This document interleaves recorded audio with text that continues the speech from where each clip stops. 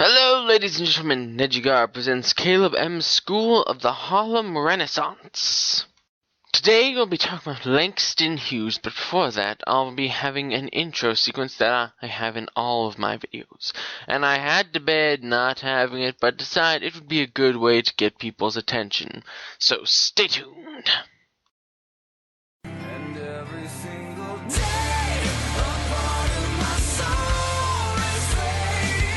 But now, by letting go somehow, unshackled and unbound, I'm calling out your name, I'm fading. So save me from what I've become. James Mercer Langston Hughes was born on February 1st, 1902 in Joplin, Missouri. His parents soon separated after his birth. Hughes' mother traveled a lot, so Hughes was raised primarily by his maternal grandmother, Mary, who died when Hughes was in his early teens. Good old Langston and his mom traveled till they settled in Cleveland, Ohio. Hughes was then introduced to the poetry of Walt Whitman and Carl Sandburg via one of his teachers. Hughes also had frequently tried to submit some of his work to actual magazines. Emphasis on tried. Hughes graduated from high school in 1920 and spent the following year with his father. During this period, Hughes published The Negro Speaks of Rivers in the Crisis magazine. In 1921, Hughes returned to America for a few reasons, some of which are just theories of mine and some of which are true. So, let's get started on the list. Number 1 is that America's education system at the time was probably better than Mexico's. Number 2 is that he came back to enroll at Columbia University. Number 3 is that I read somewhere that his father did not believe that he could make it as a poet, but his mom did. Continuing off of that, number 4 is it's good to stay in the same country as your family, because even if that country hates you to a point, you would still want to be in the same country as at least one family member you know you can trust to stand with you. Moving on, during his study he became part of Harlem's burgeoning Renaissance. Burgeon means to begin to grow or increase rapidly. A good synonym is flourish. Hughes dropped out of Columbia in 1922 and did various odd jobs in New York. Langston then signed up as a steward on a ship until 1924, when he spent a short time in Paris, where he continued to develop and publish poetry. He returned to the United States in November of 1924. In 1925, Hughes met American poet Rachel Lindsay, who helped promote Hughes's poetry, and later that year, Hughes's poem The Weary Blues won first prize in the Opportunity Magazine Literary Competition. And Hughes received the opportunity to study at Lincoln University in Pennsylvania via a scholarship.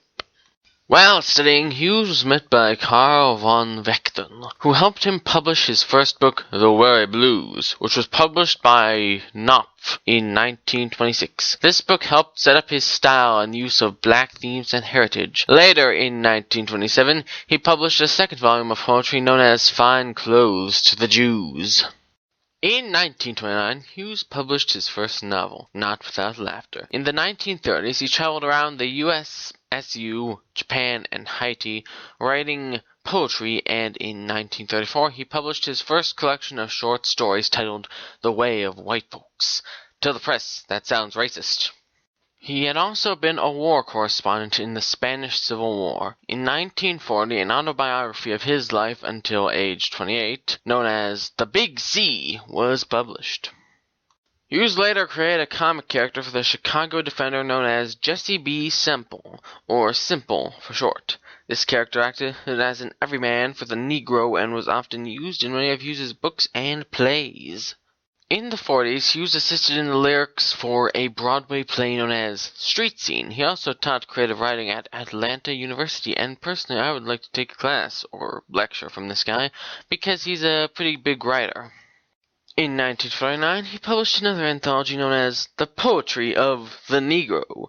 During the 1950s and 60s, he published countless works, including the English versions of the poetry of Federico Garcia Lorca and Gabriela Mistral, and the second part of his autobiography known as I Wonder as I Wander.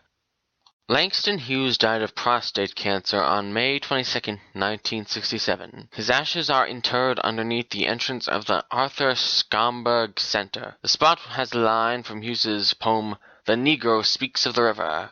It reads, "My soul has grown deep like rivers." Hughes's Harlem home on East 127th Street became a New York landmark in 1981. The poems of James Mercer Langston Hughes are still sold worldwide today.